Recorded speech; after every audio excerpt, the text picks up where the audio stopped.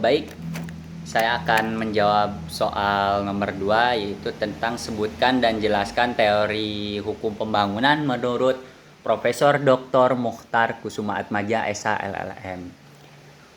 Baik, saya akan menjawabnya.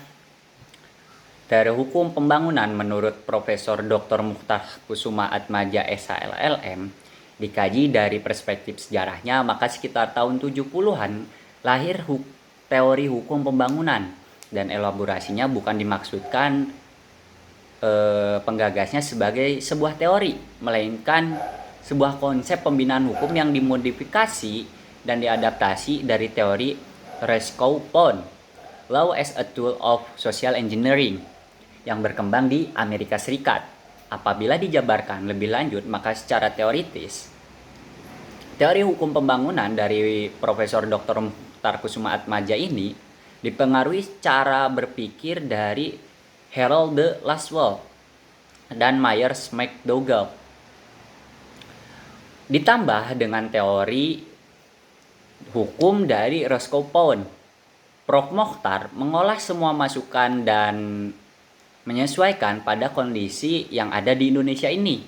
Ada sisi menarik dari teori yang disampaikan Laswell dan McDougall, di mana diperlihatkan betapa pentingnya kerjasama antara pengemban hukum teoritis dan penstudi pada umumnya, serta pengemban hukum praktis dalam proses melahirkan suatu kebijakan publik yang di satu sisi efektif secara politis, namun di sisi lainnya juga bersifat mencerahkan.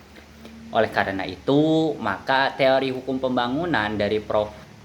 Muchtar ini memperagakan pola kerjasama dengan melibatkan keseluruhan stakeholder yang ada dalam komunitas tersebut.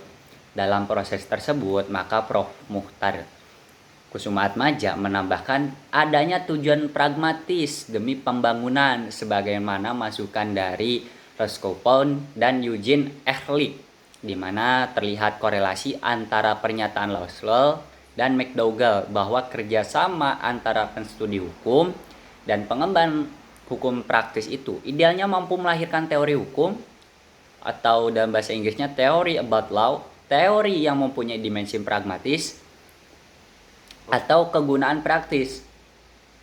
Prof. Muchtar Kusumaatmadja juga secara cemerlang mengubah pengertian hukum sebagai alat atau tool menjadi hukum sebagai sarana atau instrumen untuk membangun masyarakat.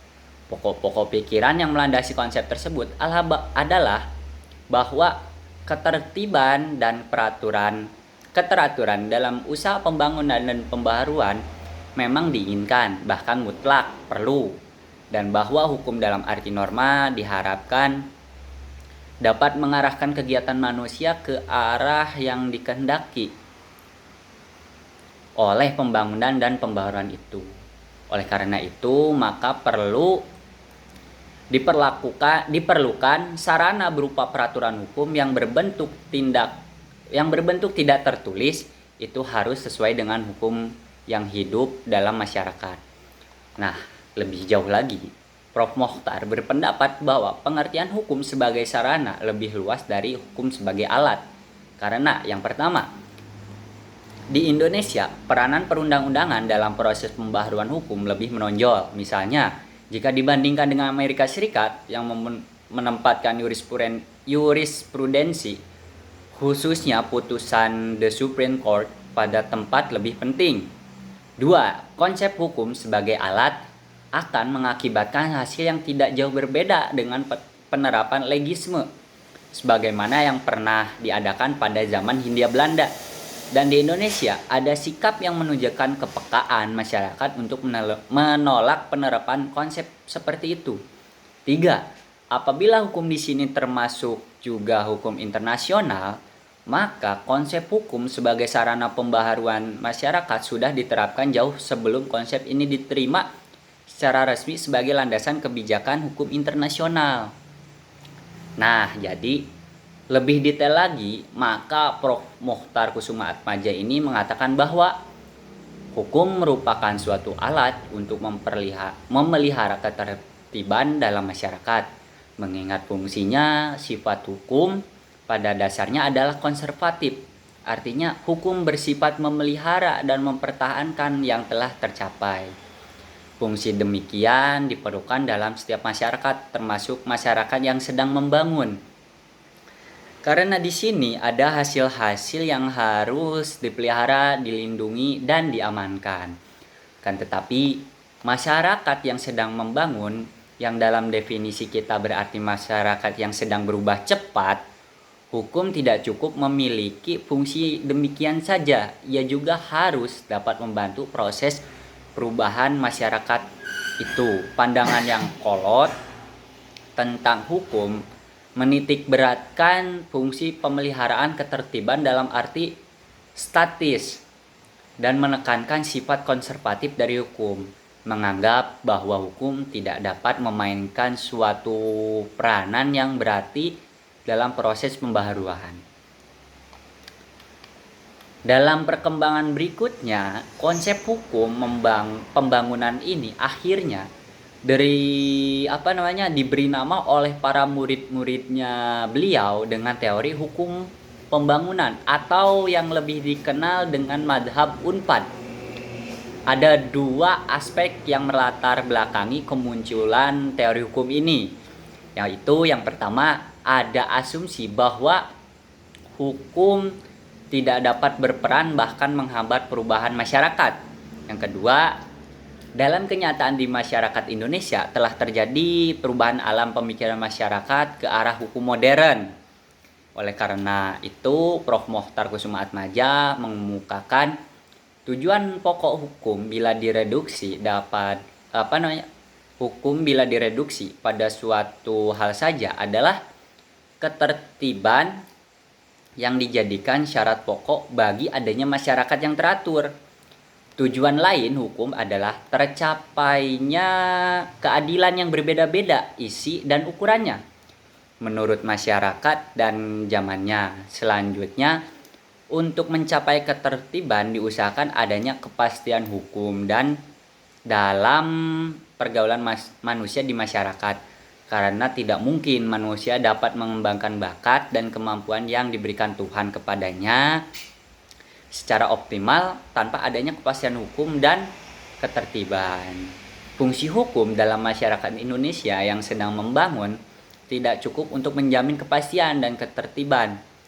Menurut Prof. Mokhtar Kusumaatmadja, hukum diharapkan agar berfungsi lebih daripada itu, diyakini sebagai sarana pembaharuan masyarakat atau law as a tool of social engineering, atau sarana pembangunan dengan pokok-pokok pikiran sebagai berikut ini. Mengatakan hukum merupakan sarana pembaharuan masyarakat didasarkan kepada anggapan bahwa adanya keteraturan atau ketertiban dalam usaha pembangunan dan pembaharuan itu merupakan suatu yang diinginkan atau dipandang mutlak perlu. Seperti itu. Anggapan lain yang terkandung dalam konsepsi hukum sebagai sarana pembaharuan adalah bahwa hukum dalam arti kaidah atau peraturan hukum memang bisa berfungsi sebagai alat pengatur atau sarana pembangunan dalam arti penyalur arah kegiatan manusia ke arah yang dikehendaki oleh pembangunan dan pembaharuan. Aksentuasi tolok ukur konteks yang telah saya jelaskan tadi, ada dua dimensi sebagai inti teori hukum pembangunan yang diciptakan oleh Prof. Mokhtar Kusumaatmadja SHLLM, yaitu yang pertama ketertiban atau keteraturan dalam rangka pembaharuan dalam pembangunan merupakan suatu yang diinginkan, bahkan dipandang mutlak adanya. Yang kedua, hukum dalam arti kaidah atau peraturan hukum memang dapat berfungsi sebagai alat pengatur atau sarana pengembangan dalam arti penyalur arah kegiatan manusia yang dikehendaki ke arah pembaharuan. Apabila diuraikan secara lebih intens dan terperinci, maka alur pemikiran di atas atau yang telah saya jelaskan sejalan dengan asumsi dengan Syahran Basah yang menyatakan fungsi hukum yang diharapkan selain dalam fungsinya yang klasik juga dapat berfungsi sebagai pengarah dalam membangun untuk membentuk masyarakat yang hendak dicapai sesuai dengan tujuan kehidupan bernegara. Nah, dalam hubungan dengan fungsi hukum yang telah dikemukakannya, Prof. Mokhtar Kusumaatmadja memberikan definisi hukum dalam pengertian yang lebih luas, tidak saja merupakan keseluruhan asas-asas dan kaidah-kaidah yang mengatur kehidupan manusia dalam masyarakat, melainkan meliputi pula lembaga-lembaga, institusi, dan proses-proses yang mewujudkan berlakunya kaidah-kaidah itu dalam kenyataan. Pada bagian lain, Prof.